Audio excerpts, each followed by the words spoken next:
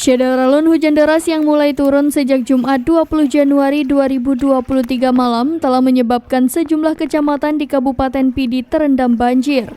Anggota Bidang Komunikasi Satgas SAR Pidi, Syukri Al-Akram kepada Serambi News menceritakan detik-detik proses evakuasi korban banjir.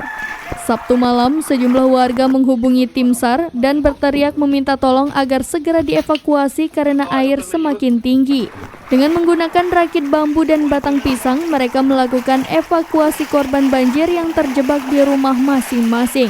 Bahkan, untuk mempercepat proses evakuasi, tim SAR harus menambah rakit bambu dan membuat rakit dari batang pisang. Syukri mengaku pihaknya sangat keterbatasan alat dalam mengevakuasi korban banjir seperti rubber boat, mobil rescue, dan alat ekstrikasi lainnya. Keterbatasan alat ini sudah dialami SAR Pidi selama 10 tahun lebih, sehingga proses pencarian dan